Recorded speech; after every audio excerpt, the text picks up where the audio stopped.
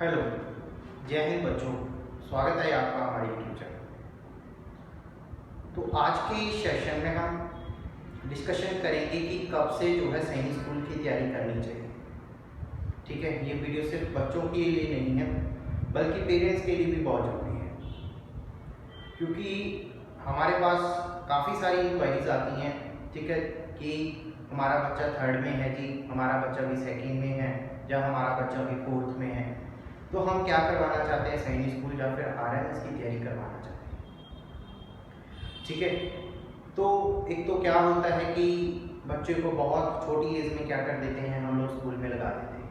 ठीक है, जैसे कि पहले क्या होता था कि 6 साल के बच्चे को स्कूल लगाया जाता था, क्योंकि हमारी न्यू एजुकेशन पॉलिसी भी आई है कि जो फर्स्ट क्लास है वो 6 ईयर से जो है शुरू होनी चाहिए, बल्कि उससे पहले 3 to 6 ईयर के बीच में जैसे कि प्ले वे हो गया, कुछ एक्टिविटीज़ होगी, तो वो बच्चों से जो है करवानी चाहिए।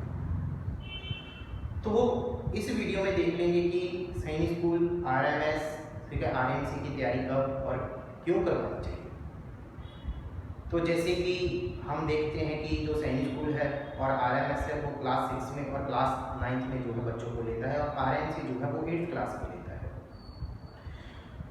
अगर पेरेंट्स तैयारी करवाना चाहते हैं तो मैं उनसे रिक्वेस्ट करूंगा कि आप अपने बच्चे को जब वो 5th क्लास में हो जाए और एज जो है वो 10 से 12 साल के बीच में होनी चाहिए, तब आप सैनिक स्कूल में जो है एडमिशन ले सकते हो।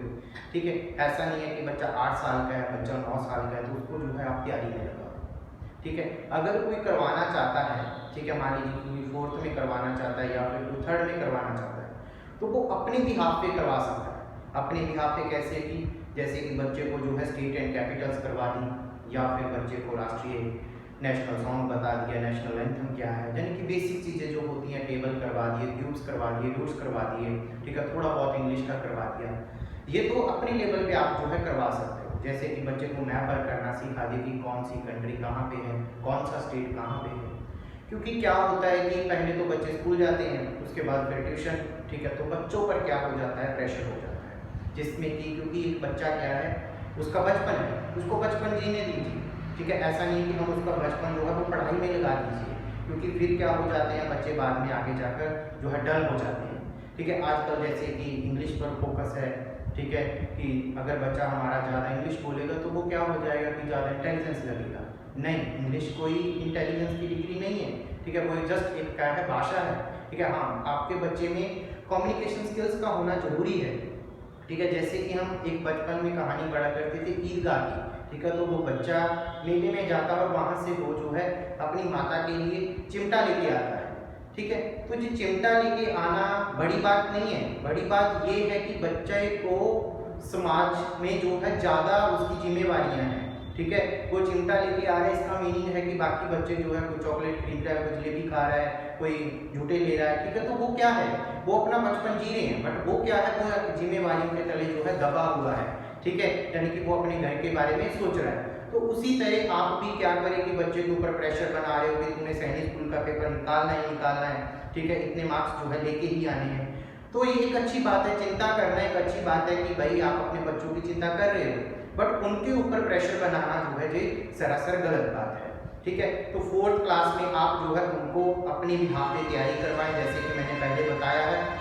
आप 5th क्लास में जो है उनको, ठीक है, कोचिंग दिलवा सकते हो, यानी कि 6 मंथ की या फिर 1 ईयर की जो है कोचिंग बहुत सफिशिएंट रहती है, क्योंकि एक साल में 6 मंथ में जो है उनका जो सिलेबस है वो कंप्लीट हो जाएगा। ठीक है, अगर आप ज़्यादा बेसिक से करवाना चाहते हो तो 1 साल के लिए लीजिए। अगर आपके बच्चे के बेसिक क्लियर है तो 6 मंथ की कोचिंग आपके बच्चे के लिए जो है सफिशिएंट रहती है। हाँ, दूसरी बात ये है कि क्यों करवानी चाहिए।